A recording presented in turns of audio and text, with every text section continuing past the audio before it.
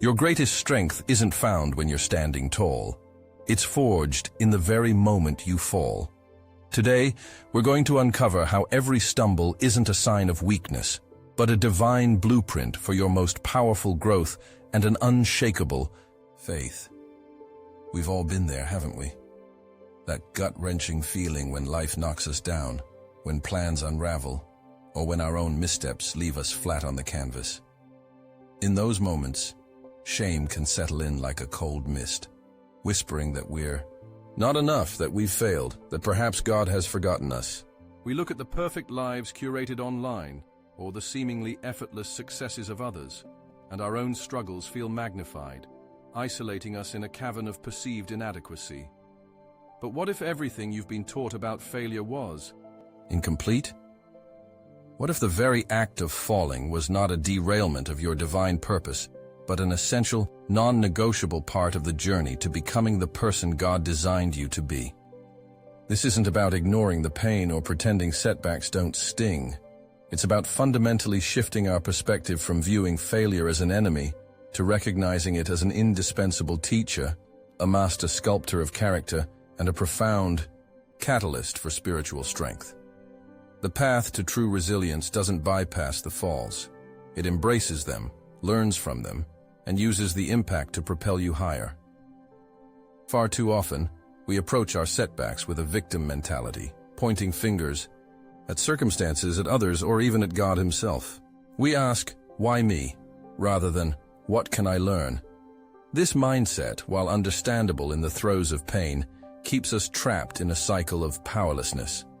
It prevents us from seeing the profound truth that lies dormant within every stumble, the unparalleled opportunity for growth. When you take full ownership of your setbacks, not just the fall itself, but your response to it, you reclaim your power.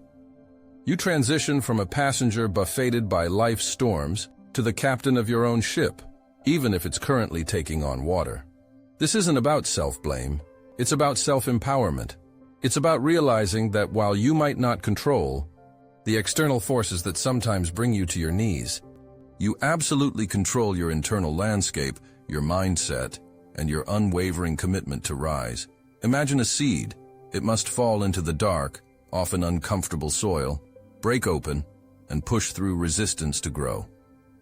Your failures are that fertile soil, providing the very nutrients for your deepest roots and most vibrant bloom. Are you ready to stop fighting the soil and start cultivating it?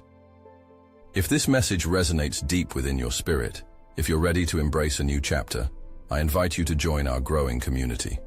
Share your thoughts in the comments below. What's one fall that taught you an invaluable lesson? And if you know someone wrestling with this truth, consider sharing this message. Let's build a tapestry of shared strength together. One of the greatest obstacles we face after a fall is the paralyzing fear of falling again. It's a natural human instinct to avoid pain, to seek comfort and safety. But true strength, the kind that endures and inspires, isn't built in a padded room. It's forged in the crucible of repeated attempts, in the courage to step back into the arena even after being knocked down. Think of a woman named Elena, who in her mid-30s decided to pursue her lifelong dream of becoming a certified financial planner. She poured her meager savings and countless late nights into the rigorous exams. She failed the first one, then the second, and the third. Each failure was a crushing blow, not just to her pride, but to her belief in herself and her ability to provide for her young family. The temptation to quit, to retreat to a safer, less ambitious path, was overwhelming. Friends advised her to cut her losses. But Elena, instead of succumbing to the fear of failure, chose to dissect each attempt. She identified specific weaknesses, sought out new study methods, and found a mentor who had also struggled. She didn't just study harder, she studied smarter, transforming her failures into a personalized curriculum. Her fourth attempt, while still daunting, was met with a quiet confidence born not of certainty, but of resilience. She passed. Elena's success wasn't just in passing the exam. It was in the profound character she built, the unwavering determination she cultivated, and the realization that her past failures were not roadblocks, but the very stepping stones that elevated her to her ultimate goal. Her story reminds us that every time we choose to rise, we aren't just getting back up. We're building an internal fortitude that no setback can ever dismantle. Another significant obstacle is the inherent human desire to avoid discomfort. We crave ease, efficiency, and a smooth path, particularly in our spiritual walk. Yet true growth, the kind that reshapes your inner landscape, often demands that you push through pain, through the uncomfortable stretch of self-discovery and the challenging confrontation with your own limitations. This might sound counterintuitive in a world that promises instant gratification and effortless solutions. But here's the surprising revelation. The very discomfort you dread is often the chisel in God's hand, shaping you into a masterpiece. Consider the Apostle Paul, who spoke of a thorn in the flesh that God deliberately allowed to remain, not to punish him, but to keep him humble and to magnify God's power in his weakness. 2 Corinthians 12:7-10. Paul didn't pray for the thorn to be removed. He learned to embrace it, knowing that in his weakness, Christ's power was made perfect. This isn't about seeking out pain, but accepting it as a necessary component of transformation when it arrives. When you face a challenging financial period, or a strained relationship, or a deep personal disappointment, instead of retreating, lean into the tension. Ask, what is this discomfort teaching me about myself, about God, and about my capacity? Like a spiritual weightlifter, you don't grow stronger by avoiding the heavy weights. You grow by lifting them, feeling the burn, and allowing your spiritual muscles to tear and rebuild stronger than before. This practical application means confronting the very areas where you feel weakest, knowing that within that vulnerability lies the raw material for your greatest strength. This brings us to a crucial spiritual turning point, moving from why me to what can I learn from this God?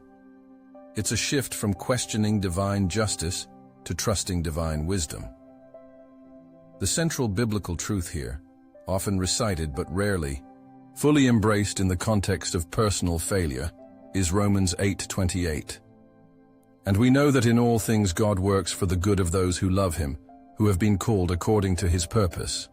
This isn't a promise that bad things won't happen, or that every fall will feel good. It's a profound assurance that even in the midst of shattered dreams, profound disappointments, and our own grievous errors, God is actively at work. He is weaving even the broken threads of our lives into a tapestry of ultimate good. Your failure is not God's judgment upon you. It is often his classroom, his refining fire, designed to purify your motives, strengthen your faith, and reveal capabilities you never knew you possessed. The transformation here is profound and internal.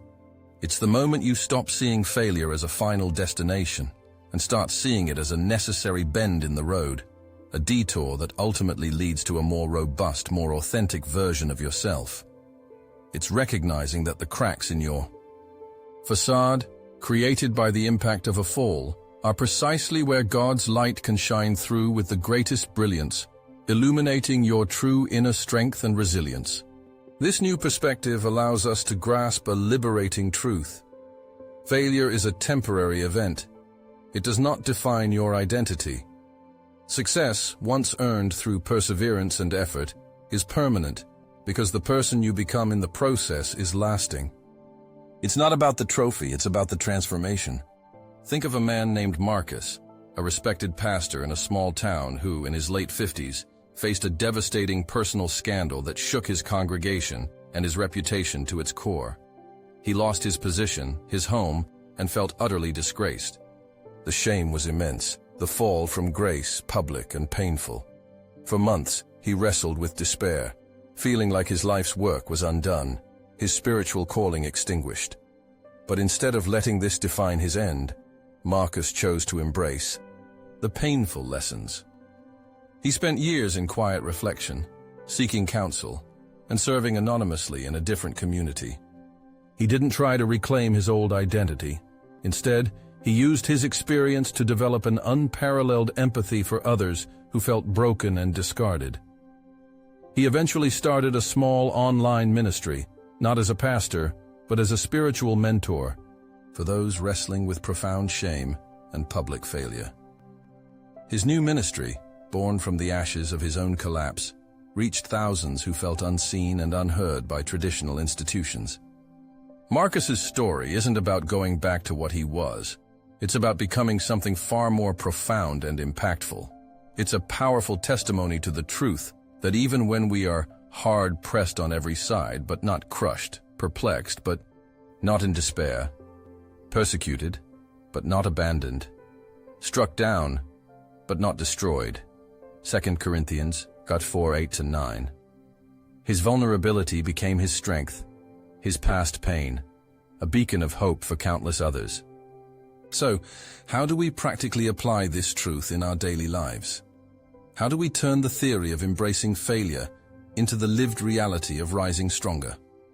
First, acknowledge the fall without judgment.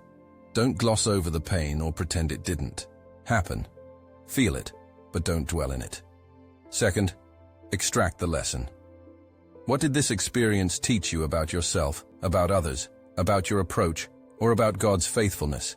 This is the gold hidden in the rubble. Third, take radical responsibility for your next step, not for the fall, but for what you do after the fall.